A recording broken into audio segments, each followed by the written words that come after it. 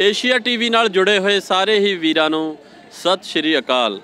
ਮੈਂ ਸਿੰਘੂ ਬਾਰਡਰ ਤੋਂ ਮੇਰੇ ਨਾਲ ਨੇ ਉੱਤਰਾਖੰਡ ਤੋਂ ਆਏ ਹੋਏ ਵੀਰ। ਆਪਾਂ ਉਹਨਾਂ ਨਾਲ ਵਿਚਾਰ ਕਰਾਂਗੇ, ਉਹਨਾਂ ਤੋਂ ਪੁੱਛਾਂਗੇ ਉਹ इस अंदोलन का हिस्सा बने ने। नमस्कार जी, क्या नाम है आपका जी? नमस्कार, मेरा नाम उमेश चंदोला है। मैं उत्तराखंड हल्द्वानी से आया हूँ।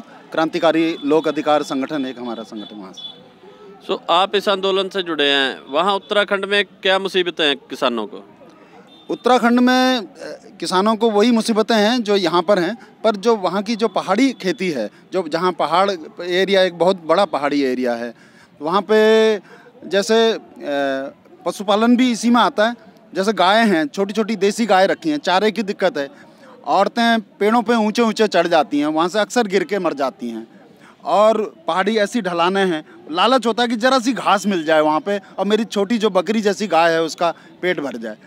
कभी बघेरा होता है, अकेली औरत है, पीछे इधर से कभी बघेरा, पीछे से बाघ आ गया, उसने पकड़ लिया, खा लिया। पानी का सुविधा नहीं है, पानी का ऐसी है। और वहाँ का जो हॉर्टिकल्चर है, जैसे हिमाचल में पहले मुख्यमंत्री थे, अभी मुझे नाम याद नहीं आ रहा है, उन्होंने बहुत अच्छा वो किया। हमारे यहाँ भी सेवों के बारे में और उसके बारे में, वो फसलों के बारे में ध्यान नहीं दिया गया है। ये सब चीज़ें हैं जो दिक्कत है। आप यहाँ आए हैं, वहाँ पे MSP है? मिनिमम सपोर्ट प्राइस मेरे एक दोस्त हैं हमारे संगठन में, सरदार जी रुद्रपुर में, शिवदेव जी, वो कह रहे थे कि हम जाते हैं गेहूं बेचने, तो हमें वो अंदर की बात बताते हैं कर्मचारी। कहते हैं सरदार जी हमको ये बोला गया है कि मना किसी को मत करो, खरीदो 1 किलो भी मत।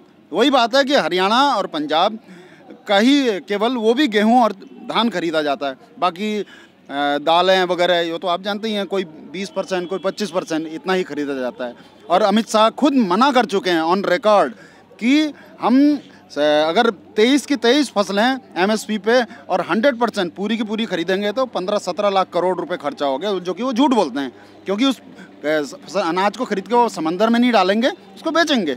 थोड़ा सा डेफिसिट होगा जो 2-3 लाख करोड़ का, वो सरकार दे। जब 5 लाख करोड़ एक साल में पूंजीपतियों को टैक्स छूट दे सकती है, इनके लिए क्यों नहीं दे सकती है? उत्तराखंड के किसानों ਵੱਲੋਂ ਤੁਹਾਡਾ ਸਾਡੇ देश के प्रधानमंत्री नरेंद्र मोदी जी ਨੂੰ ਕੀ संदेश है जी? देखिए, पहाड़ में भी जैसे महिलाएं किसान करती हैं खेती, और ये मोदी सरकार को जान लेना चाहिए। जैसे उन्होंने श्रम कानून पास कराए, उसमें नहीं पूछा, मजदूर विरोधी हैं, उसमें बोलते हैं कि वो बड़े उसके पक्ष में हैं कि मजदूरों के उसे कहते हैं बड़े श्रम सुधार कर रहे हैं। जी जी बिल्कुल।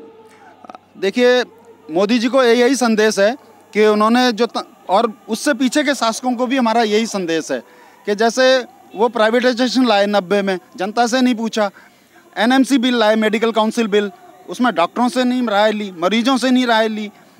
श्रम कानून जो घोर मजदूर विरोधी हैं, 1700 पेज की जो श्रम आयोग की रिपोर्ट हम अटल बिहारी वाजपेयी सरकार के टाइम में पास हुई थी, किसी सरकार की हिम्मत नहीं हो रही थी कि उन श्रम कानूनों को ऐसे पास करा दे। लेकिन वो पूंजीपतियों के जर खरीद गुलाम जो बीजेपी और फांसीवादी सरकार है, और ये जो गठजोड़ है, 20,000 करोड़ जो खर्च किया है पूंजीपतियों ने 2014 के इलेक्शन में और बाद में, तो उसका वो एहसान चुकाने के लिए उन्होंने ये नाम उसका श्रम सुधार, यही बात है। आज देखिए, मुकेश अंबानी कहते हैं, मुकेश अंबानी के पिता एक बार कह चुके हैं, ऑन रिकॉर्ड में ये बात बोलता हूँ, कि वो कहते थे मैंने देश का कोई कानून नहीं तोड़ता, लेकिन मैं कानून बदल देता हूँ। ये वही किया है मुकेश अंबानी ने, जो उनके पिता धीरू भाई अंबानी जी ने किया था। यही है, इनके लिए ही कानून बनता है। और ये कैसे कानून है?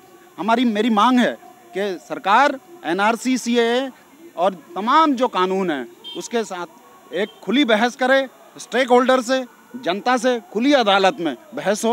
और दूरदर्शन चैनल है, क्यों नहीं बहस हो सकती? जो आदमी मन की बात करता है, तन की बात करता है, पता नहीं कैसी कैसी बातें करता है, वो ऐसी बहस क्यों नहीं कर सकता? श्रम सुधारों के लिए क्या आपने 10 सेंट्रल जो ट्रेड यूनियन हैं और उसके अलावा जो क्रांतिकारी मजदूर संगठन हैं जो काम कर रहे हैं BCOं की संख्या में, क्या उनसे पूछा? क्या आपने मारुति के मजदूरों के एक भी प्रतिनिधि से पूछा? होंडा से पूछा? आप 50 लाख मजदूर काम करते हैं, आपने श्रम कानून कैसे पास कर दिए? सवाल ये भी है। वाजिब सुधार है।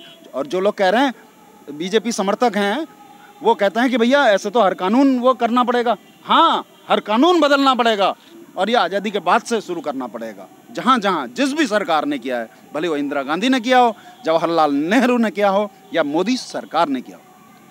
सो बहुत बहुत धन्यवाद जी। हुण साडे नाल उरे हरियाणे तो भी वीर जुड़े ने, साडे बजुर्ग जुड़े ने जी, उन्हां तो भी पुछांगे उन्हां दे बारे। नमस्कार जी।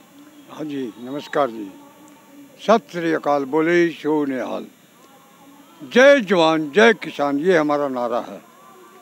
मेरा नाम रणबीर सिंह है, एक्स सरपंच मुडलाना, तहसील गोहाना, जिला सोनीपत।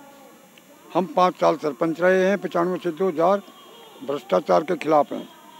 हमने एक वीडियो को विजिलेंस में दिया, उसको 2.5 साल सजा कराई। सरकार ने मुझे परेशान किया, 2 बार सस्पेंड किया, मेरे पैसे नहीं बरामद होने दिए, ना मुझे काम करने दिया।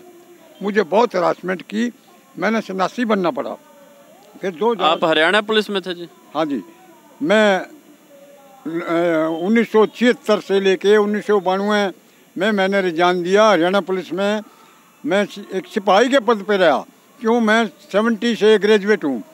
मैं बीड़ी सिगरेट शराब पीता नहीं, मैं भ्रष्टाचार करता नहीं, मैं किसी से पैसे लेता नहीं, मैं किसी को गलत दुख नहीं देता।